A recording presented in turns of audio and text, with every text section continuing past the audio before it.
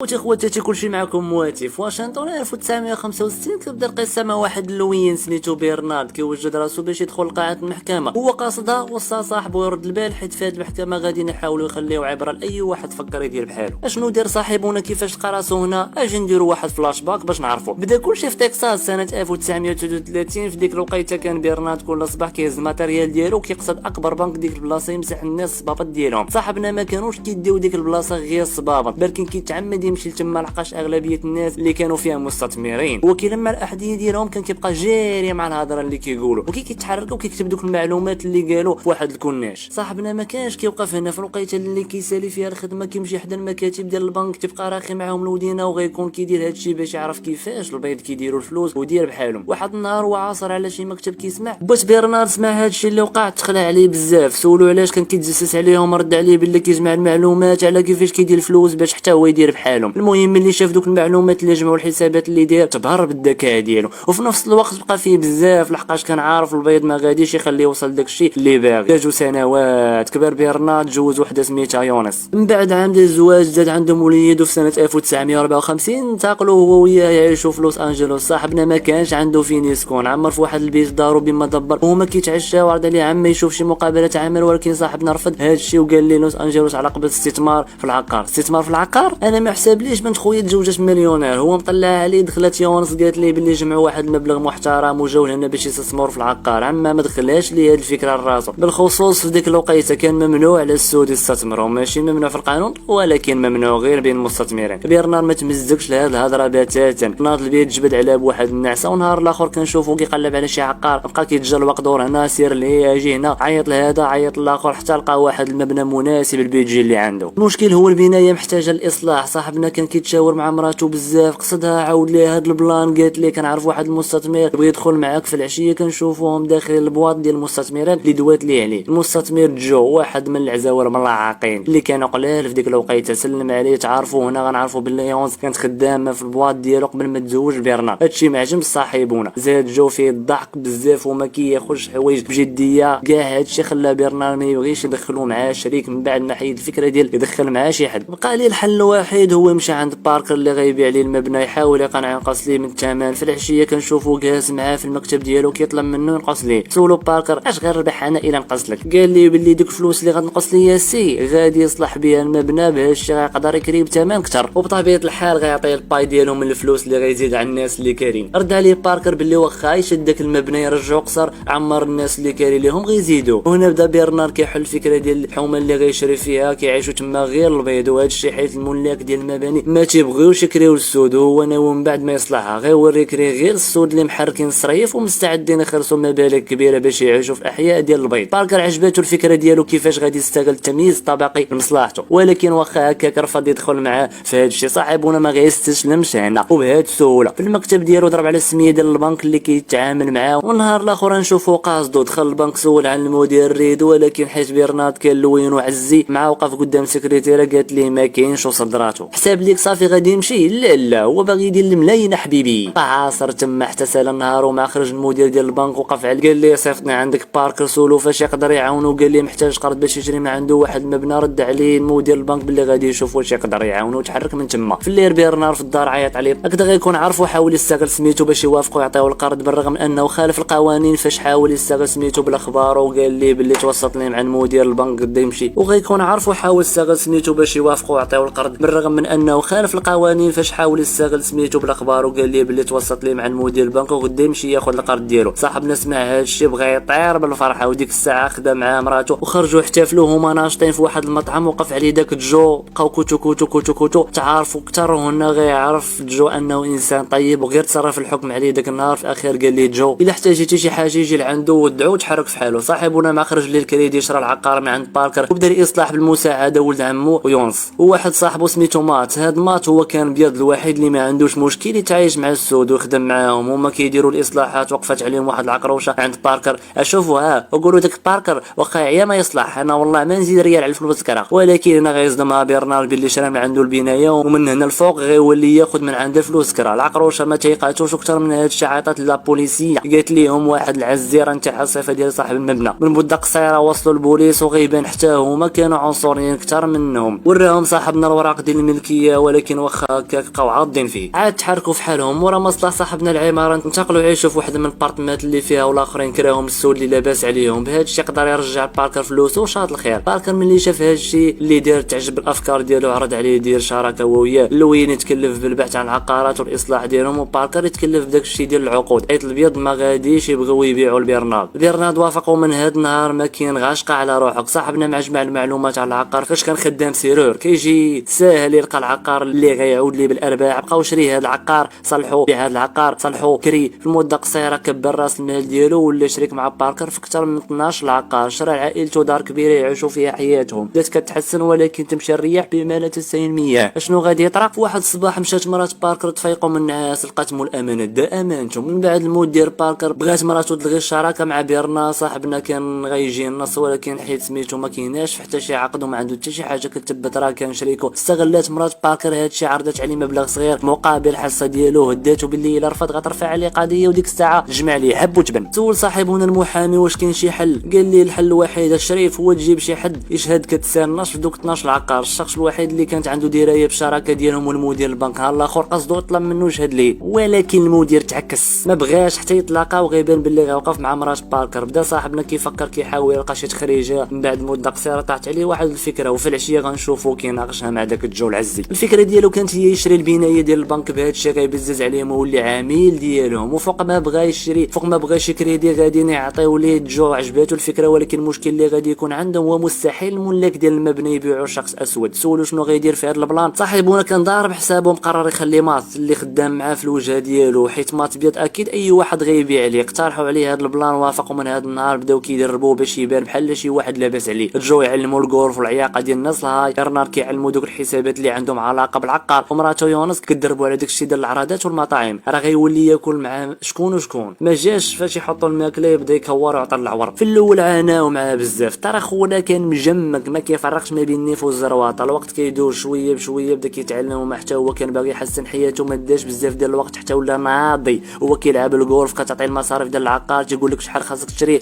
باش تربح فيه. صافي صاحبنا ولا واحد باش يكون وجهه ديالهم. ولكن قبل ما يتلاقاو بشخص اللي يشري من عنده المبنى ديال البنك، دار عليه بيرنر واحد البات، عرف منه كيفاش يقنعوا يبيع ليهم وتشونج ليهم كاع البلايص اللي تكون فيهم باش يخليهم لاقي يديروا مع مات تبان بحال غا صدفه. عزوا المات في نفس النادي اللي غيمشي ليه يلعب الغولف باستعمال المعارف ديال السود اللي خدامين تما. رتب ليه معاه ماتش ديال الغولف. هكذا تعرف مات على صاحب المبنى، قصروا وياسي ماتشات خفاف، وملي تقرب ليه مزيان خلاه يثيق فيه. صدع الصبحيه المكتب ديالو، عرض عليه يشري من عنده المبنى. هما كيتناقشوا على الثمن والارباح اللي غيكونوا عنده من هذا البيع. غيبان معلم ديال مات كيحسب بطريقه خارقه للعاده، اينشتاين صافي ولا مستحيل يتعلمها في هذه المده قصيره. وهنا غنعرفوا باللي مات عنده واحد الذاكره كتخليه يحفظ بزاف ديال الحوايج، وبرنارد عرف يستغلها مزيان. دار كاع دوك الحسابات اللي كيدوي فيهم مع صاحب مبنى وكتبهم ليه في واحد السبوره خلاه يحفظها كامله. ترى صاحبنا بهرو بسنا غير داك الا بعتي لينا غتربح في العام شي 1,600,000 $2050. واو طويله خاصك رويله. قدر ما تقنع صاحب المبنى يبيع عليهم. وفي الليل غنشوفهم كيحتفلوا بهذه المناسبه ناشطين. ملي صافي ولا المبنى في سميتهم قدموا راسهم البنوك اللي كاينين عندهم على اساس شركاء ماث. ومن هذه اللحظه ولا ما كاين غير استثمار مع كاع البنوك دايرين المقر ديالهم في المبنى اللي شراو. البنك اللي وقفوا عليه قالوا لي خاصهم قرض، يقول لهم مرحبا وبسم الله نعطيكم 2 قروض وزيد. صحابنا ملي ما بقاوش يضربوا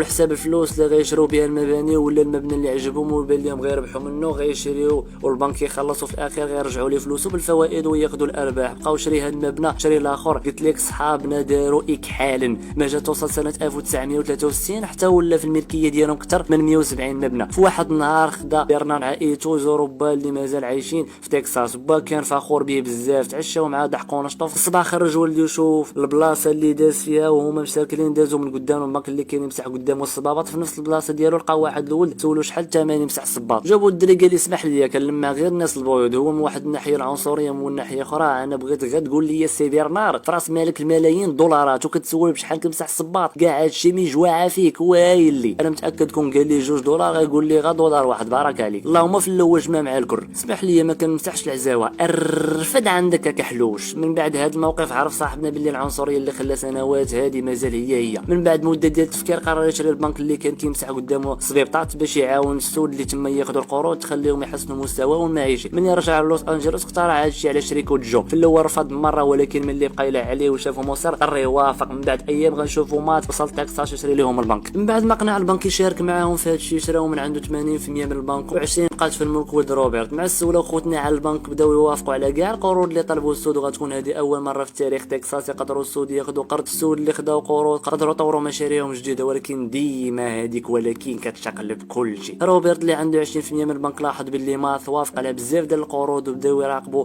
فين ما مشى كيتبعوا. شافوا بزاف ديال المرات مع جو برناردو ملي بحث عليهم اكتشفهم هما ديال البنك، وماث كتوجيها مثبت بها. في واحد الليله مجموعين في دار برنارد دق عليهم محل برنارد، دخل كيغوت كيقول لهم باللي نصبوا عليه، ووصل لهم باللي شي عملاء ساقوا الخبار القروض اللي عطاو السود بلا ضمانات، وبلغوا لجان تفتيش اللي من هنا شهر غتقرقب عليهم. صحابنا سمعوا هذا الشيء تكهربوا وتحرك روبرت في حاله، وبداو كيفكروا في شي حل في هذه الحريره، حيت الا مشات خرجت هذا الخبار كاع العملاء البيض غيسحبوا فلوسهم من البنك، واذا مشى حتى داروها غيعنوا يفلسوا. هما كيشوفوا كيفاش يخرجوا من هذه الوحله. اقترح عليهم ما تيشروا البنك اخر يحولوا ليه كاع القروض، ومن اللي دوز التفتيش يرجعوهم. برناردو جو ما عجباتهمش هذه الفكره الملاوطه والعوجه، حيت ما كاينش اللي غيتكلف باداره ديالو. هنا استغل مات الفرصه، اقترح عليهم يدخلوا شريك معاهم ويخلوه هو المدير ديال البنك اللي غادي نشريو. صحابنا بقاو لا هي لا، ملي هددهم باللي الا ما شراوش البنك الجديد وداروا هو المدير ديالو غينسحب من العقود، اضطروا يوافقوا. هما كيناقشوا غتكون مرات ماث كدير في برنارد شوفات في شي شكل غيبان باللي هي اللي حرشته عليهم. من بعد ايام بالفعل شرا واحد البنك داروا هو المدير ديالو، حاولوا لي كاع القروض ديال البنك الاول. الامور كان كتبان غاديه مزيانه، ولكن يلا دازوا شي سيمانات قلال على هذا الشيء تجاهم تفتيش مفاجئ للبنك الجديد، وحيت مات ما يقدرش يواجه المفتش بوحدو، طار صاحبنا يدخل البنك على اساس عامل نظافه باش يعاونوا في حاله حتى شي حاجه. ومفتش كيدرس دواسه القاع والرام ديال المخالفات في القروض اللي خرجوا سول مات عليهم، ولكن مع صاحبنا كليخه ما فهم حتى وزه وحتى حاجه في ديك الشيء. تما بقى غير كيبقى على بقات السنطيحه شروا لي بنك ولا نسحب. وديال الخير في ولاد الناس. خونا مربع الراس شاف راسو حصل هز دوسي وقال المفتش بلاتي انا جاي غادي نمشي عند المستشار ديالي. قص الطواليط وراهم برنارد كان موصي مات ما يوافق على حتى شي قرض قبل ما يوري المحامي ديالو، ولكن ملي شاف دوك القروض لقى فيهم شي اخطاء مستحيل يغفل عليهم المحامي اللي صيفطو عنده. سولو واش هادشي داز عند المحامي، هنا غيتصدموا باللي عجز يمشي عند المحامي. داكشي علاش طلب مساعده من روبرت ويصيفطو عند المحامي صاحبه. ناري ولد المطنقه خرج عليهم. في هاد اللحظه الامور ولات واضحه. روبرت حيت ما كانش كيحملهم طيحهم في دوك الاخطاء، وماشي بعيد يكون هو اللي صيفط اللجنه باش يقضي عليهم. صحابنا شافوا هاد البنك صافي ضاع من يديهم، طلبوا من مات يسمح فيه وركز على البنك اللي فيه روبرت، ولكن المكلخ ديال مات اش غيعمل؟ مشى اختلس اموال من البنك الاول باش يخلص قروض ديال البنك الثاني اللي كان سميتو طولانطي زعما. صحابنا وصلتهم الخبار تصدموا في البلاصه، ركبوا في الطوموبيلات تحركوا لعندو البنك. هما كيسمعوا في الهضره دخلت فرقه ديال التفتيش شدوا البنك حيت داكشي اللي دار مخالف للقانون. مربع الراس ما كانش عارف هادشي، تسد البنك مره، ومن بعد مده قصيره جو فيدراليين اعتقلوا جو برنارد. وفي التحقيق عرضوا على مات يقول باللي كاع داكشي اللي دار كان اوامر من عند جو برنارد، في مقابل يرفعوا عليه كاع التهم. دوز مات الليله كامله كيفكر في اقتراح ديال المحققين. ونهار الاخر كنشوفوا في المحكمه كيقول باللي برنارد وجو هما اللي امروا بداكشي اللي دار. قبل ما يدخل برنارد الجلسه عرض عليه القاضي اعترف ليه باللي كاع داكشي اللي وقع كان خاطئ، وما يذكر حتى شي حاجه على العنصريه، في مقابل يخفوا عليه الحكم ولا يخرج براءه. ولكن خونا كان داخل على القرار، رفض العرض ديال القاضي بمره. وملي دخل الجلسه هو كيهضر غير على العنصريه، قال لهم هاد الجلسه كامله دارت غير حيت جوج ديال السود متركوا بونوك. موراها بدا كيهضر لهم على كيفاش كان خاصو يتنكر بلباس ديال عمال النظافه باش يدخل البنكه في الملكيه ديالو. وهذا الشيء كامل علاش؟ حيت السود في دوله اللي كتقولوا عليها دوله الحقوق والقانون ما عندهمش حق يمتلكوا رؤوس اموال. عطاهم كاع داكشي اللي ما كانوش باغيين يقولوا، عطاهم كاع داكشي اللي ما كانوش باغيين يقولوا. شرح من اللعنه ميرسي.